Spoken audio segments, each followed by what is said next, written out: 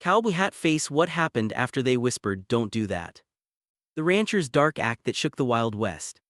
A Wild West Archives original story. Don't do that.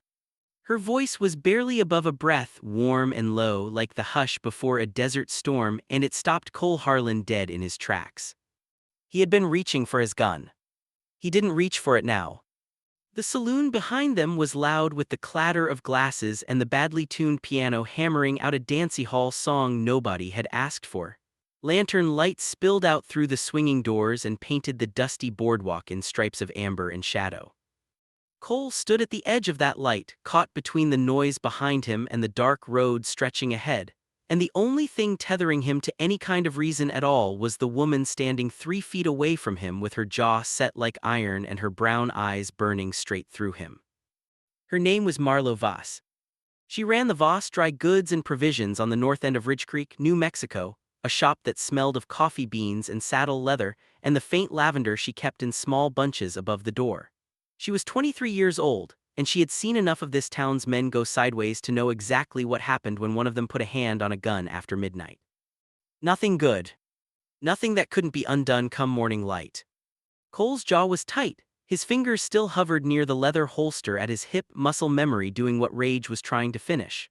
Across the street in the shadow between the livery stable and the telegraph office, the man who had started all this, a rat-faced hired hand named Gideon Price, was watching, waiting. Cole could feel the eyes on him like a brand.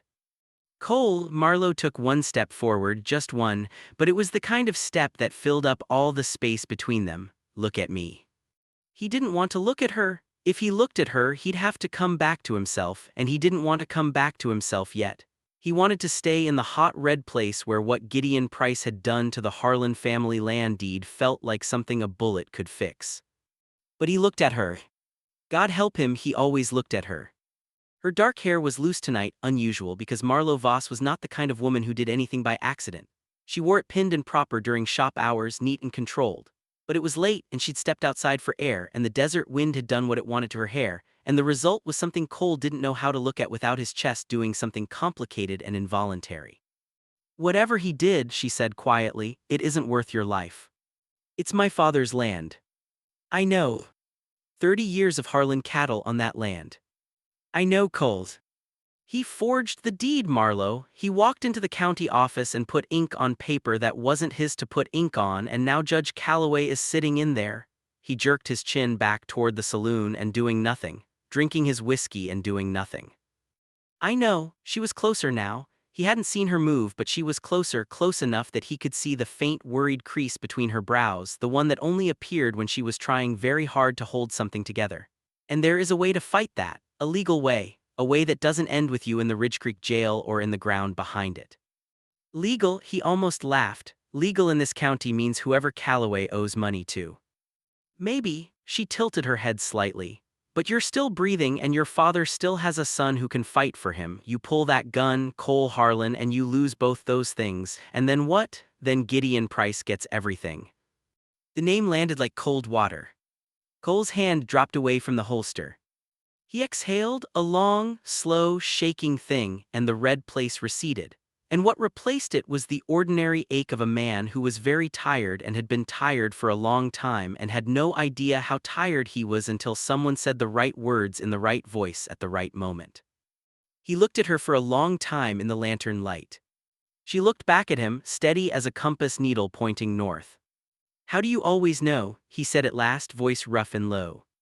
She didn't answer right away. A small crease appeared at the corner of her mouth, not quite a smile but the ghost of one. "Because I've been watching you since the day you rode into this town," she said, "and I have never once seen you be anything less than the most stubborn, most reckless, most genuinely decent man in the whole of New Mexico territory." The word decent hit him somewhere behind his sternum. He didn't have an answer for that.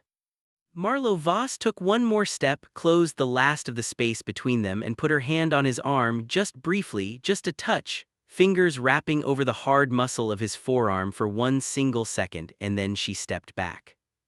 "Come by the shop tomorrow morning," she said, her voice businesslike again, the warmth tucked away somewhere only the careful observer could still see it. "I have an idea about your father's deed, and I have coffee." She turned and walked back inside.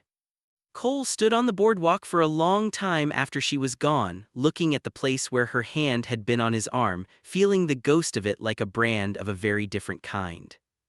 Across the street, Gideon Price had disappeared into the shadow. Cole didn't reach for his gun. He didn't need to yet. The town of Ridge Creek sat at the base of the Sanger del Cielo Mountains like a man who had sat down to rest and then simply decided not to get back up. It had a main street, a church, a jail, 2 saloons, a livery, a telegraph office, a doctor who drank too much and a preacher who drank almost enough, and the Voss Dry Goods and Provisions, which was the only establishment in town that was reliably open on time, reliably honest in its prices, and reliably staffed by a woman who knew the name of every person who walked through its door. Marlo Voss had inherited the shop from her mother, who had inherited it from her father, who had come west from Ohio in 1851 with a wagon full of dry goods and a belief that the territory needed more people willing to do honest work. That belief had survived the journey, so had most of the dry goods. Marlo had grown up behind the counter, measuring flour and weighing coffee and making change with the efficiency of someone who had never had the luxury of being anything less than precise. She had a gift for numbers, a memory for faces, and an absolute inability to look away from a problem when the problem was standing right in front of her demanding to be solved. She had been aware of Cole Harlan for approximately 6 weeks, ever since the morning he walked through her door with dust on his boots and a concerned look on his face, asking for tobacco and a new saddle cinch and almost as an afterthought directions to the county registrar's office. She had given him all 3 without commenting on the fact that his hands, which were large and were cruffined and looked like they had opened fence lines for a living, were shaking very slightly. Not from fear, she'd been able to tell that much right away. From barely contained fury. There was a difference, and Marlo Voss had learned to recognize it young. Cole Harlan was 31 years old, dark-haired, square-jawed, with the kind of lean hard build that came from genuine labor rather than performance of it. He stood 6'1" in his boots and had the habit of ducking slightly when he came through doorways, more reflex than necessity, as if he'd spent his childhood in low-ceilinged places. He spoke sparingly, listened well, and had a particular stillness about him in conversation, the kind that made you feel when he looked at you that he was actually seeing you. That had been the first thing that unsettled her. Not his jaw or his height or the way he wore his hat pushed back in a manner that suggested he'd forgotten it was there. Those things she could categorize and set aside. What she couldn't set aside was the way he listened. She'd told him the directions to the registrar's office and he had looked at her with that dark, attentive gaze and repeated the directions back to her word for word, and then said, "Thank you, miss," with a pause that was genuinely waiting for her name, not just performing politeness. "Voss," she'd said, "Marlo Voss." "Thank you, Miss Voss," he said, with a nod that carried more real respect than the elaborate hat-tipping theatrics most men deployed at her counter. He had walked out. She had watched the door swing shut behind him and then stood there for a moment, holding his change in her palm before she realized she'd forgotten to give it to him. She put it in a small envelope behind the counter with his name on it. He came back 2 days later for tobacco and she handed him the envelope without explanation. He looked at it, looked at her. A smile moved across his face, brief, surprised, and altogether more devastating than it had any right to be. "That's honest," he said. "That's arithmetic," she replied. He laughed. It was, she thought later, a very good laugh. Quiet and real, coming from somewhere low in his chest, the kind of laugh that didn't ask anyone to join in but didn't object if they did. She had very carefully not thought about it after that. She was not entirely successful. Cole Harlan had come to Ridge Creek because his father, Edmund Harlan, was losing his mind and his land at roughly the same rate, and Cole was the only Harlan left to do anything about either. The Harlan Cattle Ranch sat 14 miles south of Ridge Creek on a stretch of high desert grassland that Edmund had built from nothing over 30 years. 4,600 acres, good water rights, 3 windmills that actually worked. It had been in the family technically since Edmund had driven his first fence post into the earth in 1862 with a hammer and a belief that hard work was the only honest currency. Edmund was 70 now, and his mind came and went like weather. On clear days he was sharp and demanding and reminded Cole of the man he'd been when Cole was a boy, exacting, impatient, proud.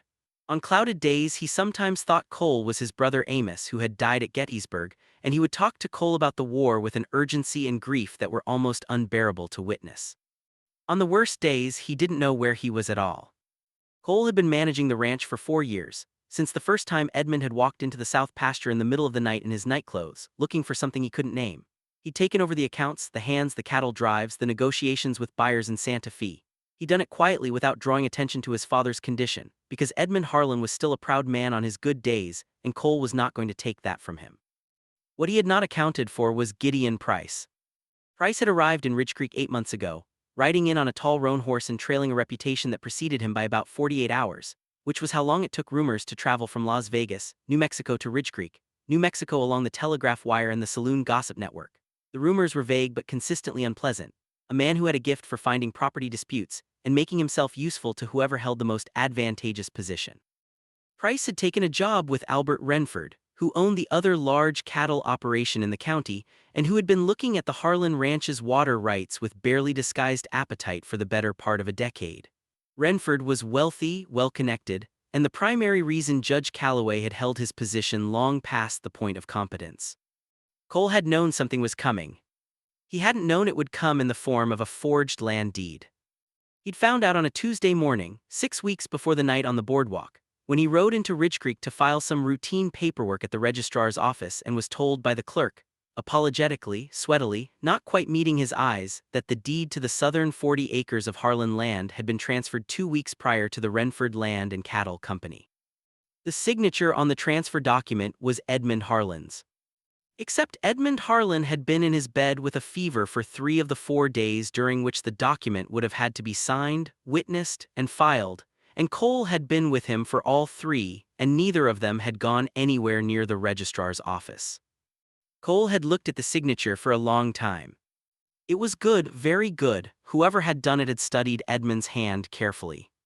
He had thanked the clerk. He had walked out.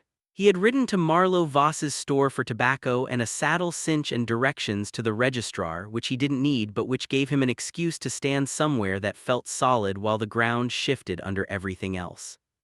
He hadn't known why he'd gone there specifically. He'd found out in the weeks that followed that it was simply the steadiest place in Ridge Creek. And the person behind the counter was the steadiest person in it. It started practically. Marlowe had a copy, passed down from her mother, of the Territorial Land Records Compendium of 1874, a dry, dense government document that nobody in Ridge Creek had any use for except, as it turned out, Cole Harlan, who needed to understand exactly which statutes govern land transfer disputes in the New Mexico Territory, and who discovered, upon asking Marlowe if she happened to know of any reference materials that might be helpful, that she not only knew of the compendium but had read large portions of it. Why, he asked. Because the land next to my father's original claim was disputed twice before I was born, she said, and my mother decided that the best response to uncertainty was information. She pulled the compendium from the shelf behind the counter and set it on the wood between them with a decisive thump. Section 14, she said, transfer of deed in cases of mental incapacitation, and Section 22, which covers witness requirements for signatures on land documents, if the signature was witnessed by someone connected to the purchasing party. The witness signature on the document is a man named Aldous Creed, Cole said slowly. Marlowe looked up at him. Who works for Renford Land and Cattle. Then, she said with a precision that was almost clinical, you may have grounds to petition the territorial court to invalidate the transfer, independent of what Judge Calloway thinks about it. Cole stared at her. She looked back at him with the expression of someone who had simply done arithmetic and arrived at the correct answer, and didn't understand why anyone found this remarkable. How do you know all this? He said. I told you, my mother. Your mother read a land records compendium to a child. She read everything to me, Marlowe said with a small lift of her chin that managed to be both defensive and perfectly composed. She thought an educated woman was a woman nobody could take advantage of.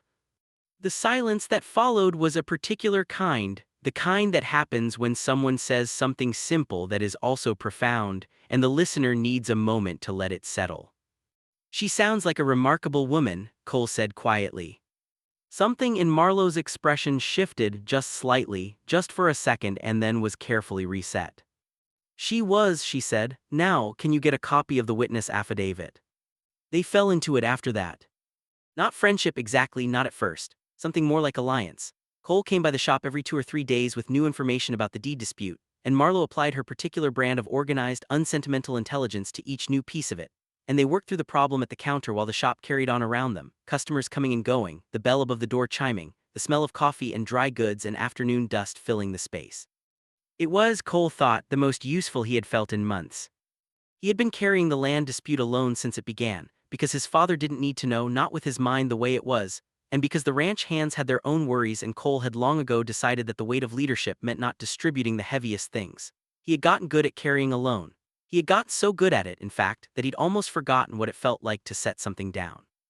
Working with Marlo felt like setting something down. Not because she made it lighter, she didn't necessarily.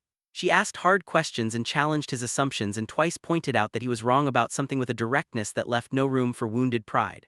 But she was genuinely there in a way that most people weren't, genuinely present with the problem and with him, and the combination of those things was something Cole didn't know what to do with. He didn't try to figure it out.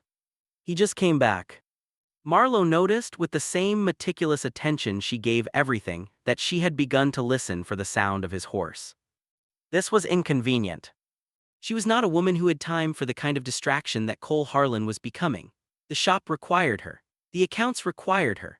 The ongoing project of being a woman who ran a business in a territory that sometimes forgot women could run businesses required a constant low-level expenditure of energy that left not a great deal left over for anything else. And yet, she listened for the particular sound of his gray gelding's hooves on the packed dirt street, a rhythm she had identified without meaning to sometime in the third week. She began to notice when it was past the time he usually came by, and to catch herself checking the door when it chimed, and to experience a small, quiet, deeply unwelcome lift in her chest when it was him. She addressed this by being slightly more businesslike than usual on the days he came in. Cole, to his credit, either didn't notice or had the good sense not to comment. He was not, she had established, a man who said more than was necessary. He had strong opinions about land law, cattle prices, the incompetence of Judge Calloway, and the best way to repair a fence post in rocky soil. He had no apparent opinions about her hair or her figure or any of the things that most of the men in Ridge Creek felt constituted reasonable topics of conversation with a woman behind a counter. He treated her like a person who knew things, which was both refreshingly unusual and, in some ways, more dangerous than the alternative. It was easier, she had found, to be annoyed at men who said foolish things. Cole Harlan said almost nothing foolish. This was a significant problem. The shift happened on a Thursday afternoon in late October, during a windstorm that blew in off the mountains without much warning and rattled the front windows of the shop and sent dust devils whirling down the main street like small, indecisive ghosts. Cole had come in for coffee and to go over the affidavit they'd been building for the territorial court petition. He'd been there about an hour, the two of them on opposite sides of the counter with the compendium and a sheaf of handwritten notes between them, when a gust hit the building hard enough to knock the lavender bunches off their peg above the door and send them skidding across the floor. Without thinking, they both moved to pick them up. They reached them at the same time. Crouching, their hands closed on the same bunch of dried lavender at the same moment, fingers overlapping, and they both looked up and the distance between their faces was approximately 8 inches, which was not very much distance at all. The wind hit the window again. Neither of them moved. Marlo was aware of several things simultaneously: the warmth of his hand under hers, the particular quality of his eyes at close range, darker than she'd cataloged from across the counter, with a texture to them like deep river water, and the fact that her heart was doing something completely unacceptable for a woman who ran a dry goods store and had a quarterly account ledger to balance. Cole was looking at her with an expression she didn't have a category for. It wasn't the appreciative look she got from cowboys passing through, which she had learned to deflect with efficiency and mild scorn. It wasn't the measuring look she got from men who were calculating whether she'd be easier to deal with if they turned on some charm. It was something quieter than those and more serious, and it had a quality of recognition in it, as if he were seeing something he had already half known was there. Marlo stood up first. She set the lavender on the counter. "The wind is getting worse," she said, her voice performing perfect composure. "You may as well stay until it passes." It was a practical thing to say. The road to the Harlan Ranch in a windstorm was genuinely unpleasant. "Thank you," Cole said. He stood up. He didn't say anything about what had just happened because there was nothing to say about what had just happened because officially nothing had happened. But the afternoon had a different quality after that. They worked through the affidavit, the wind beat at the windows. The shop got dark early as the storm clouds thickened, and Marlowe lit the lamps and the light went warm and amber, and Cole sat on the stool she'd put on his side of the counter, a practical accommodation she told herself so he could read the documents without leaning, and the space between them had a new tension in it, fine as a wire, invisible to anyone who wasn't paying close attention. She was always paying close attention. She suspected he was too. He left when the wind died just before sunset. At the door he turned and said, "I'll have the third affidavit finished by Saturday." "Good," she said. He put on his hat. He looked at her for one moment longer than necessary. Then he walked out. Marlowe stood very still for a moment after the door closed. Then she went back to her ledger because the ledger required her and was not going to do anything inexplicable. Gideon Price had the kind of face that people described differently depending on when they'd last encountered him. Up close in daylight with his hat off, he was almost forgettable, medium-height, sandy hair going thin, a mouth that smiled easily and eyes that didn't. It was in the context of what he did and how he did it that his face acquired its permanent quality of threat. He came into Marlowe's shop on a Friday morning in early November. She had been expecting something like this. She had not been expecting it to come quite this directly. Price took his hat off when he came through the door, the extravagant politeness of a man who wanted you to notice that he was being polite. He looked around the shop with the slow, assessing gaze of someone appraising property. "Miss Voss," he said, "what a fine establishment." "Mr. Price," she said. She kept her hands on the counter, fingers flat on the wood. "What can I get for you?" "Information, perhaps?" He moved to the counter. He was smiling. "I understand you've been spending some time with Cole Harlan." "Mr. Harlan shops here," Marlowe said, "as does most of Ridge Creek." "Of course," Price nodded amiably. "Though I hear he's been spending considerable time on more than shopping. I hear there's some kind of legal document being put together." Marlowe looked at him steadily. She did not confirm this, she did not deny it. She waited, which was a skill her mother had taught her along with the land records compendium. Price continued, "Mr. Renford is a fair man, Miss Voss, a generous man. He's been very good for this county, brought employment, brought investment, the kind of man who appreciates stability," the smile hadn't moved, "and who notices when things are being stirred up. Is there something I can help you purchase today, Mr. Price?" "A beat." "No," he said, "not today." He put his hat back on. "I just wanted to make sure we understood each other. Ridge Creek is a small town. Businesses that do well here tend to do well because the right people support them." He touched the brim of his hat. "Good day, Miss Voss." He walked out. Marlowe did not move for approximately 30 seconds after the door closed. Then she went to the back room and sat down on the crate she used as a step stool when she needed things from the high shelves and breathed slowly, and let the shaking in her hands run its course. She was not afraid exactly. She was furious. There was a difference, and she knew it well, and she sat with the fury for a minute before she stood back up and went back to the counter, because there were accounts to balance and customers to serve, and the best thing she could do about Gideon Price right now was absolutely nothing visible. She told Cole that evening. He came by at the end of the day, as he sometimes did. She had established, without announcing it, that she kept the store open an extra half hour on Tuesdays and Fridays, which were the days he usually came, and she had not examined this decision closely. When she described the visit, Cole's face went very still in the way it did when he was containing something. "He threatened you," he said. "He suggested that supporting me might be contingent on my cooperation," Marlowe said precisely. "That's not quite the same thing." "It's close enough." His voice had dropped to something low and controlled. "Marlowe." "I know what it means," she said. She met his gaze. "And I'm not changing anything. The affidavit is nearly done. Price can walk through my door every day of the week and it won't change that." Cole looked at her for a long moment. "You don't have to do this," he said. "This is Harlan business. You didn't ask to be involved in any of this, and Price coming here and—" "Cole," she said his name quietly, and the use of it, she usually called him Mr. Harlan in more cautious moments, stopped him. "Do you think I don't know what I'm doing?" He was quiet. "I've been in this town my whole life," she said. "I know what Renford is, I know what Price is, and I know what happens when the people who aren't doing anything wrong decide it's safer to do nothing." She held his gaze. "I'm not going to do nothing." Something in Cole's expression changed. It was subtle, a slight easing. Like a man taking his first full breath after a long time of carefully managed breathing. He looked at her with that quality of attention she'd become accustomed to and couldn't quite become immune to, and for a moment neither of them said anything. "Okay," he said at last. "Just that."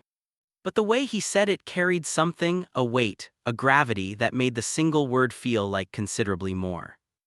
Ridge Creek held its harvest supper on the second Saturday of November, which was a town tradition reaching back to when there were fewer than 40 people in the county, and a collective meal had been survival strategy as much as celebration. Now there were nearly 400 people in and around Ridge Creek, and the harvest supper had grown into the social event of the autumn, held in the main street with tables set end to end and lanterns strung between the buildings and a three-piece band from Santa Fe that played fiddle and guitar and a battered accordion. Marlowe went every year. She brought a crock of her mother's spiced apple butter and 2 loaves of dark bread that people seemed to specifically look forward to, and she spoke to everyone and accepted compliments on the bread with the mild, precise graciousness she applied to most things, and she stayed until the dancing started and then usually found an excuse to go home. She did not, as a rule, dance. Not because she couldn't, she could. Her mother had insisted on it in the same way she'd insisted on the land compendium and the ledger skills and the ability to drive a wagon, because a woman who could do things was a woman who had choices. She didn't dance because dancing in a small town was a kind of public statement, and she was careful about the statements she made. This year Cole Harlan was at the harvest supper. She had not expected this. He was not, she had gathered, a man much given to social events. He existed at the ranch and in town for practical purposes, and he did not seem to spend a great deal of time in between. But he was there, standing at the edge of the lamplight with a cup of something she suspected was not the sweet cider being offered at the main table, talking to Thomas Birch, who ran the livery and who was one of the few people in Ridge Creek that Cole seemed to count as a friend. He'd cleaned up for the occasion, the battered working jacket replaced with something darker and better fitting, his hair pushed back in a way that looked deliberate rather than incidental, and he was watching the crowd with the particular attention of a man cataloging something. He found her almost immediately. Across the distance and the noise and the moving bodies, his eyes settled on her like something that had been looking for something and was relieved to find it. She held the look for a moment. Then she went to set her apple butter on the food table because she was practical. She felt the back of her neck warm the entire walk over. The evening went normally for the first hour. She spoke to the schoolteacher, Mrs. Abernathy, and to the doctor's wife, and to several of the ranch families she supplied, and she accepted a cup of cider and drank it while watching the sky get fully dark above the lantern strings. The band struck up a reel and the dancing started, couples moving in the wide space between the tables, and the sound of the fiddle and the laughter and the stomp of boots on packed dirt was the particular music of a place at ease with itself. Then Cole was beside her. He didn't approach dramatically, he simply appeared at her left side the way he had a habit of arriving, without announcement, without performance. "Nice evening," he said. "Unusually warm for November," she agreed. They stood companionably for a moment, watching the dance. "The affidavit," he said, "I sent it to the territorial court office yesterday." "I know, I was there when you sealed it." "Right," a pause. "I wanted to say, for the record, that I don't think I'd have gotten it together without your help." Marlowe considered this. "You'd have gotten there eventually," she said. "Maybe slower with more wrong turns." He was looking at the dancers rather than at her, and less hope of it actually working. She followed his gaze to the dance floor. "Thomas Birch and his wife are looking at us," she observed. "They've been looking at us for about 20 minutes, Cole said, with a tone so matter-of-fact it was almost funny. "Along with Mrs. Abernathy and the 3 women at the end table who I don't know. Clara Hadwick, Josephine Rourke and Patience Alderman," Marlowe said. "They run the Quilting Circle and they are the primary news distribution network of Ridge Creek." We're probably already a topic." "Probably." A moment passed. Does that bother you? Cole asked. His voice was neutral, genuinely asking. Marlowe thought about it. Not in the way it used to, she said honestly. He looked at her then, that direct, attending look. Would you dance with me? He asked, quiet, simple, no elaborate preamble.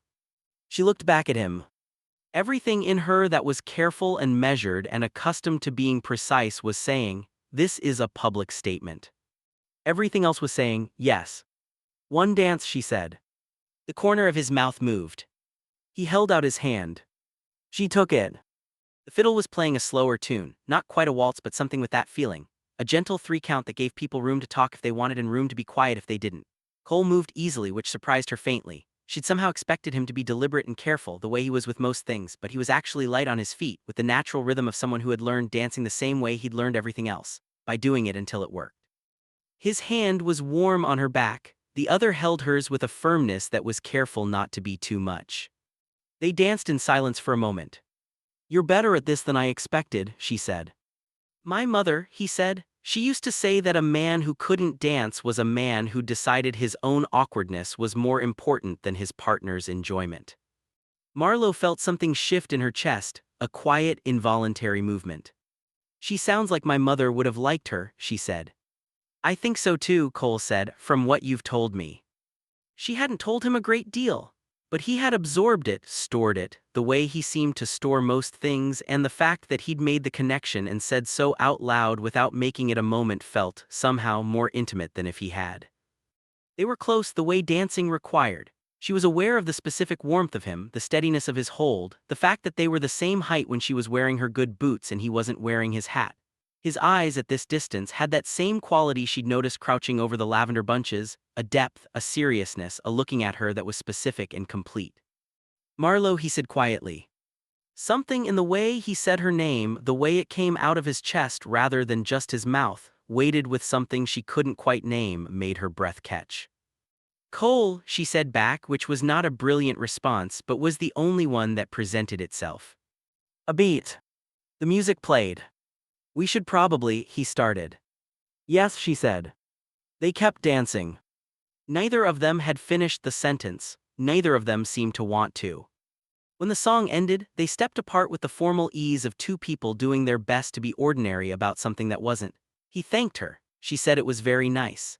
He went back toward Thomas Birch and she went to find Clara Hadwick, Josephine Rourke and Patience Alderman, because if she was going to be a topic she might as well give them accurate material. She could feel his eyes on her for the rest of the evening. She kept herself from checking whether she was right. She was right. December came in cold. The land dispute was moving, slowly, the way all territorial court proceedings moved, like a wagon in deep mud but moving. The affidavit had been received. Cole had hired an attorney out of Santa Fe, a precise and unsentimental man named Whitmore, who had read the compendium sections Marlowe had marked and agreed that the case for invalidating the transfer had genuine merit. This should have made things calmer. Instead, as the weeks tightened, everything grew tighter with them. Price came back to Marlowe's shop twice more. Once to buy a paper of tax, which he could have gotten at the hardware. The visit was purely performative, a reminder that he knew where she was. Once to ask, with his persistent, amiable smile, whether she'd thought any more about the wisdom of involving herself in other people's land business. She had sold him the tax and told him she hadn't given it any thought at all. She gave it considerable thought. She didn't tell Cole about the second visit. This was a decision she made carefully, and then regretted carefully, and then defended to herself on the grounds that there was nothing Cole could do about it, and knowing would only fuel the anger that she spent considerable energy trying to help him manage. This reasoning was sound, and she committed to it, and it worked right up until the night Cole came to the shop after closing, and she could see from his face that he already knew.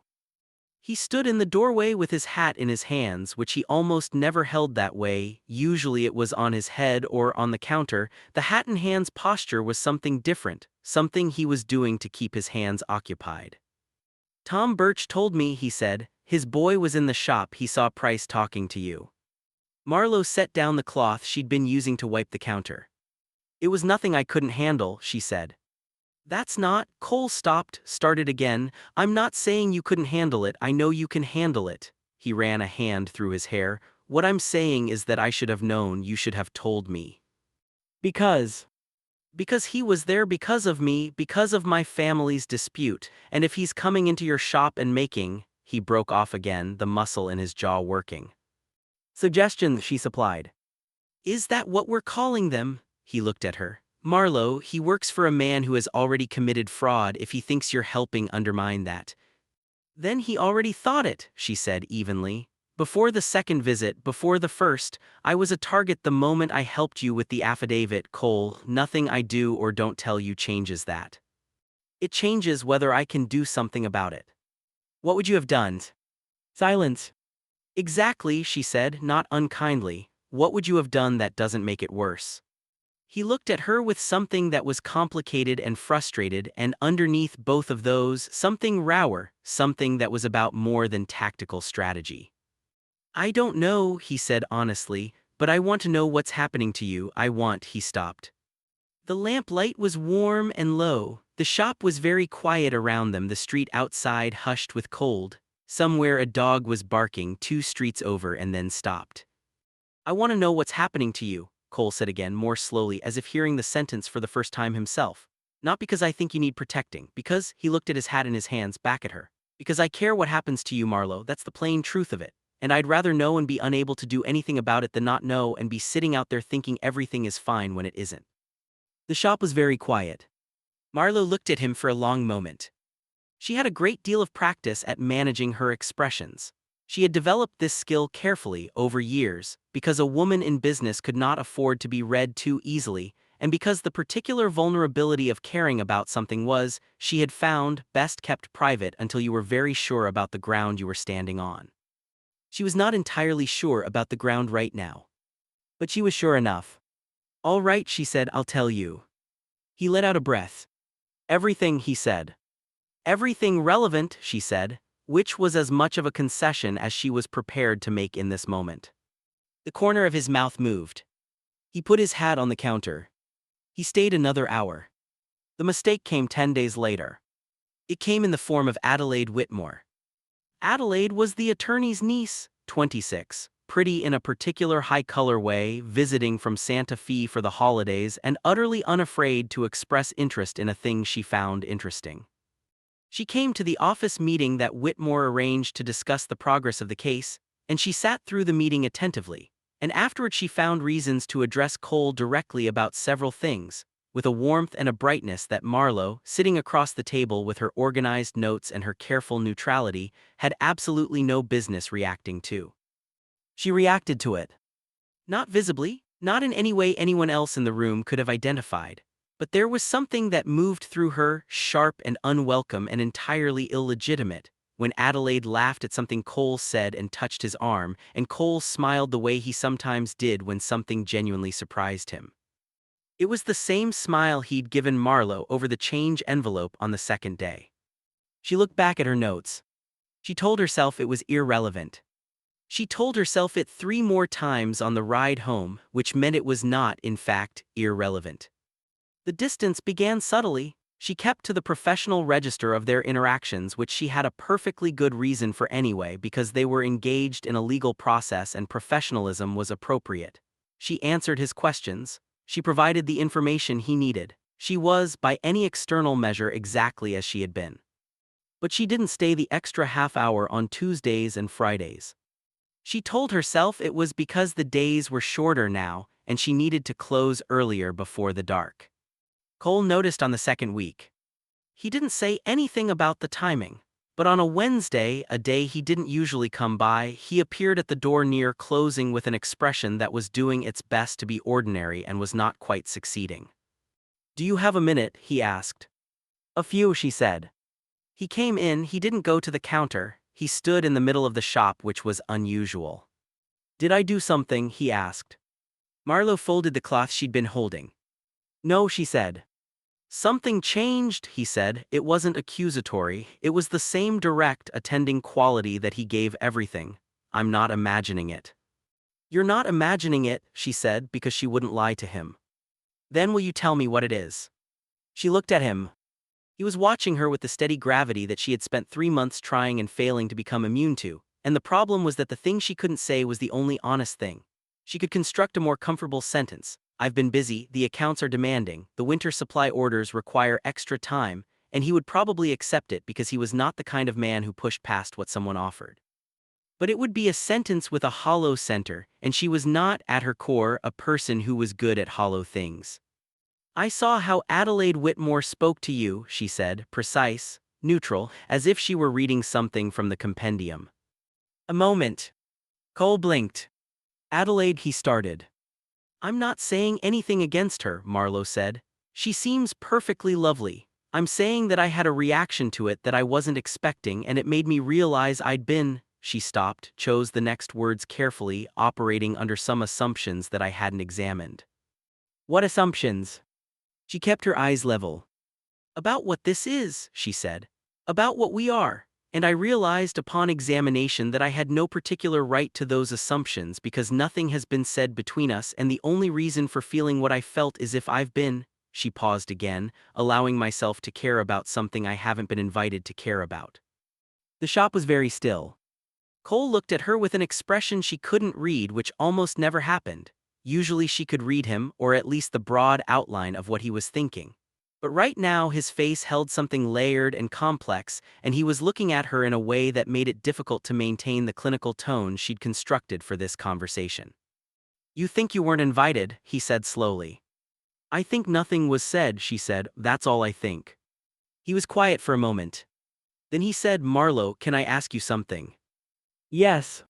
Do you think I come here 3 times a week because I need to buy things?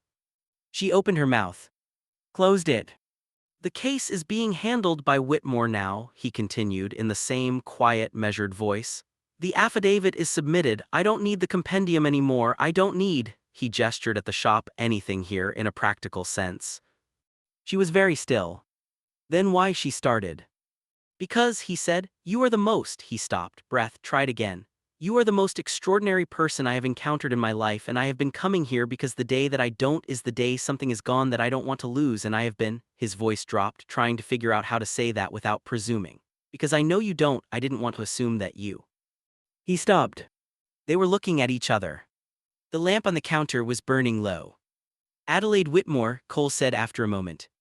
Talk to me about the weather and her journey from Santa Fe and whether I'd read a particular novel. She seems perfectly nice. She is also not the person I've been thinking about for 3 months. Marlowe's chest was doing something entirely outside her control. Who, she said carefully, have you been thinking about? He looked at her with the full weight of that dark, serious gaze. I think, he said quietly, you know who. The moment broke, not badly, not with any misunderstanding, but with the gentle interruption of the real world, in the form of the shop bell chiming because Marlowe had forgot to lock the front door and old Mr. Castillo came in for his weekly tobacco. And by the time he'd been served and sent on his way, the suspended quality of the conversation had settled into something different, warmer, resolved in some quiet way, but not yet complete. Cole had left that night with the shape of something newly established between them. Not named, not explicit, but there, the way a ridge line is there even when you can't see it through cloud known orientating present. They were careful with it in the days that followed, careful the way you're careful with something you want to last, not distant, not guarded but deliberate. He came to the shop.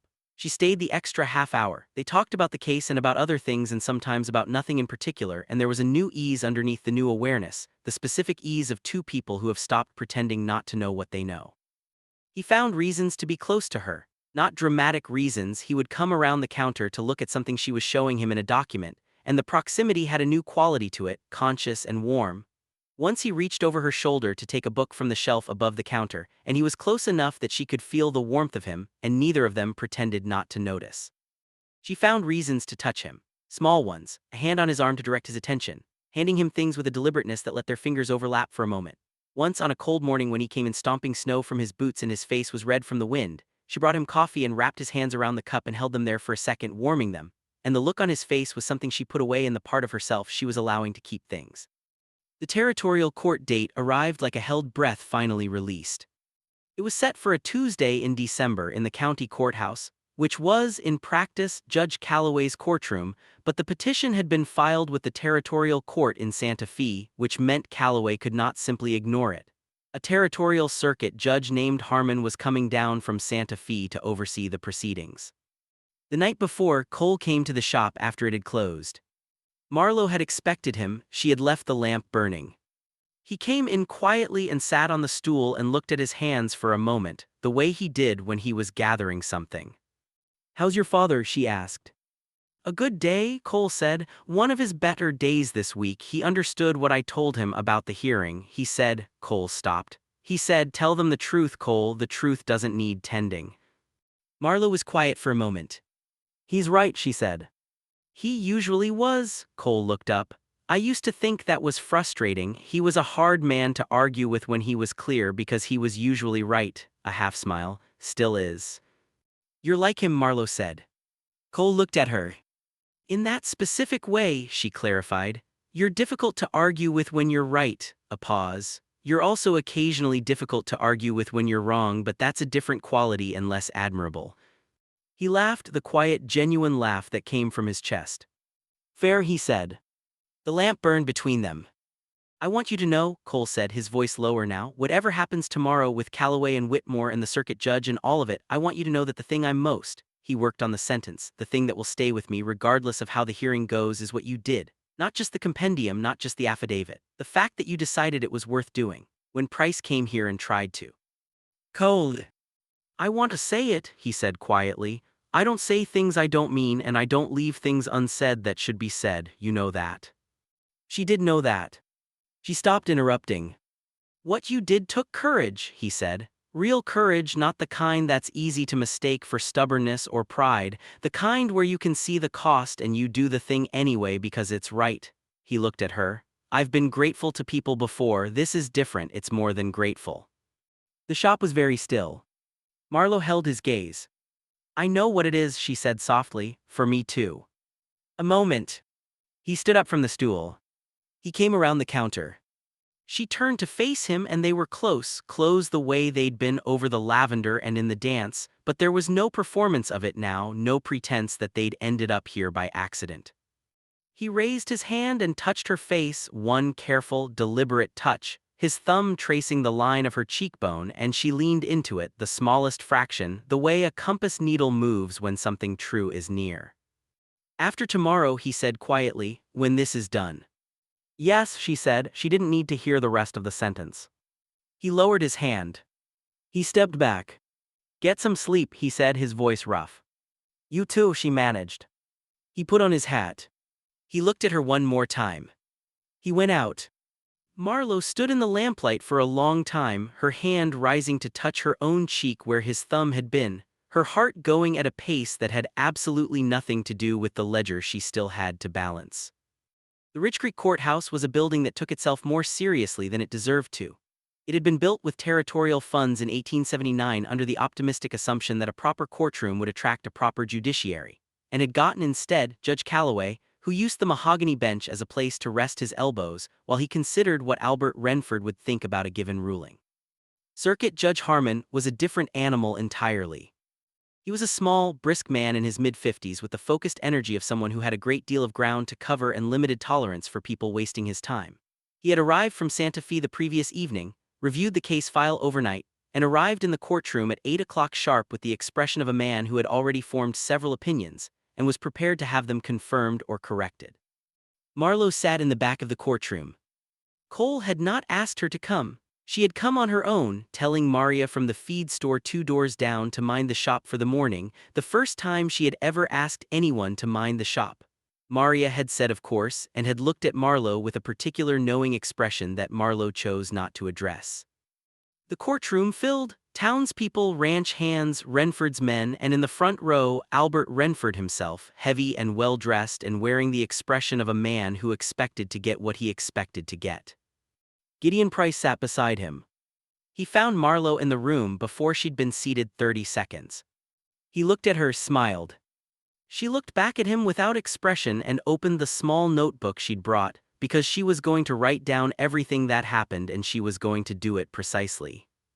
Whitmore was good. Marlowe had assessed this over the weeks of working with him. He had the kind of methodical, building intelligence that was unimpressive in any single moment and devastating in accumulation. He presented the case in clean, careful sections, the timeline of Edmund Harlan's illness, the specific days during which the signature could have been obtained if genuine, the witness affidavit from Cole and from the Harlan Ranch's cook who had been there throughout Edmund's fever, and finally, the technical section on the witness requirement. The fact that Aldous Creed, who had witnessed the signature, was employed by Renford Land and Cattle at the time of witnessing, which under Section 22 of the Territorial Land Records Compendium constituted a conflict of interest sufficient to invalidate the witness's attestation, and therefore the transfer document itself. Renford's attorney was a florid man who argued loudly and said less. Circuit Judge Harmon asked questions that cut to the point with the precision of a man who had no time for circumlocution. When he asked about the witness-employment relationship, Renford's attorney said the employment was informal, temporary, and not relevant. When Judge Harmon asked Aldous Creed directly, Creed, who had not apparently been briefed on the possibility of being asked directly, confirmed that yes, he had been working for Renford at the time regular wage had been for 2 years. A hush moved through the courtroom. At the front of the room, something in Renford's posture changed. Beside him, Price's smile was gone. Judge Harmon took 15 minutes to deliberate, which he did in the small office behind the courtroom while the assembled room waited in that particular tight-strung quiet of people who want to talk and know better. Cole sat at the attorney's table and did not turn around once. Marlowe watched the back of his head and breathed. Judge Harmon returned. He ruled, in precise and unambiguous terms, that the transfer document was invalid under territorial statute, that the southern 40 acres of the Harlan Ranch remained the legal property of Edmund Harlan and his heirs, and that the county registrar was directed to correct the record accordingly. He further noted, with a tone that suggested this note would be followed up on, that the circumstances of the forgery appeared to warrant additional investigation. He said the word forgery. The courtroom exhaled. Cole stood. He turned, finally scanning the room. He found her immediately. She was beginning to understand that he always found her immediately, and the expression on his face was not triumph exactly but something quieter and more complete, a man who had set something down that he had been carrying for a long time and could feel the difference. She met his eyes. She let herself smile. It was not a precise or measured smile. It was the kind that comes before you've decided to have it. He smiled back. It was, she thought, a very good smile. The celebration, such as it was, happened at the Voss Dry Goods and Provisions, which was the only establishment in town that Marlowe could guarantee was not frequented by Renford's men, and which she reopened immediately after the hearing to find that Maria had left fresh coffee and a small plate of butter cookies on the counter with a note that said, "I assume you won. The cookies are regardless." Thomas Birch came. Whitmore came, accepted a cup of coffee, offered his hand to Cole and then to Marlowe with equal gravity, and left to catch the afternoon stage back to Santa Fe. A handful of other townspeople came through, people who had been aware of the dispute and who came, Marlowe suspected, as much to be seen doing so as for any other reason, but she accepted every one of them with equal welcome because that was how you built the kind of standing that lasted. Cole stood in the middle of the shop that afternoon and talked to people and received handshakes, and at some point his father arrived in a wagon driven by one of the ranch hands, Edmund Harlan himself, clear-eyed on this particular December afternoon, upright and proud, the kind of man who wanted to be present at the resolution of the thing that had been done to him, even if he hadn't entirely understood it throughout. Edmund shook Cole's hand, a formal, dignified shake man to man, and then looked around the shop. "This is the young woman," he said to Cole. "This is Marlowe Voss," Cole said. There was something in the way he said her name. Edmund Harlan turned to her with the deliberate attention of a man making a proper assessment. "You helped my son," he said. "I had information that was useful," Marlowe said.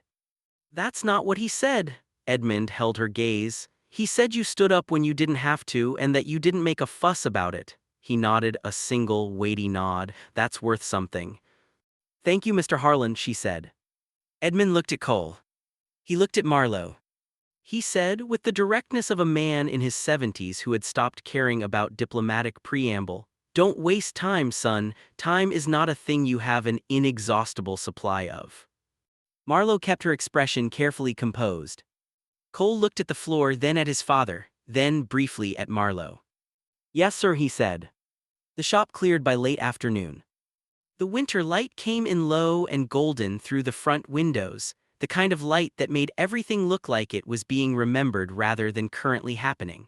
The coffee was cold and the butter cookies were gone, and Marlowe was putting the cups back on the shelf when she heard the door close.